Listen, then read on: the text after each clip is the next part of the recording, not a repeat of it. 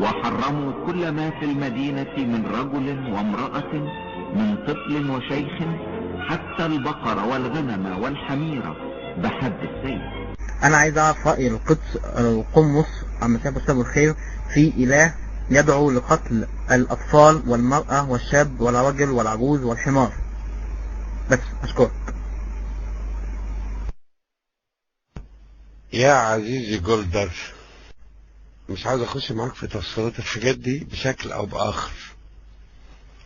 في الحروب صرف النظر عن كونها دينية او غير دينية كل شيء مباح. ده رقم واحد. رقم اتنين، في عشرات الايات في القرآن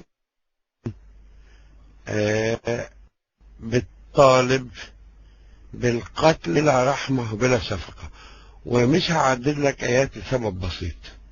رقم واحد، ده انا بقول لك في الاسلام، ما قلتش عدا الاسلام، بقول في الاسلام ايات القتال لا حصر لها، ولما تيجي تجمعها كلها على بعضها هتلاقي فيها في وقت الحرب السماح بقتل كل شيء.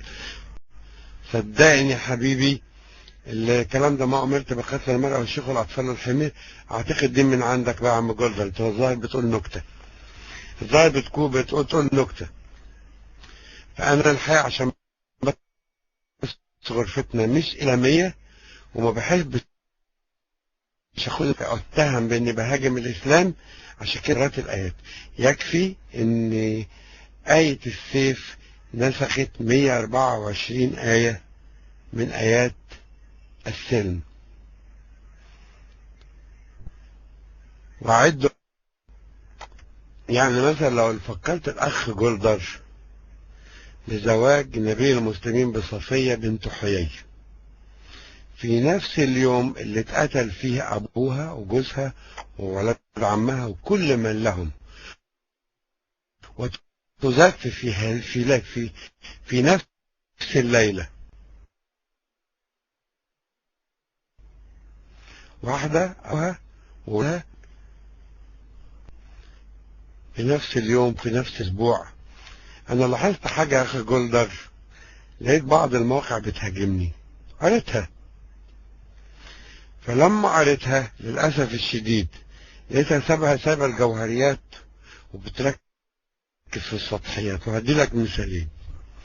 واحد في كتاب هل صلب المسيح حقيقة أم شبه لهم، نسيت بس وأنا بتكلم عن الزمخشري في موضوع الشبه، قلت في الكشاف لابن كثير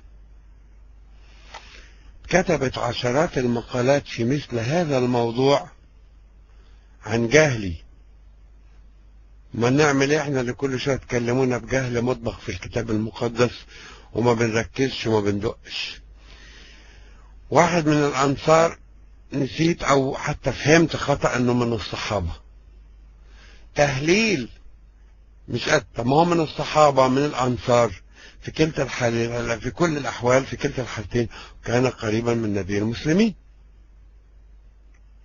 كون ان انا قلت من الانصار او من الصحابة بخطأ او بعلم او حتى بجهل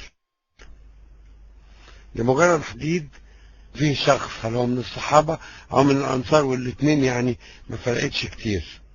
الصحابة الناس اللي كانوا معاهم من البداية كويس.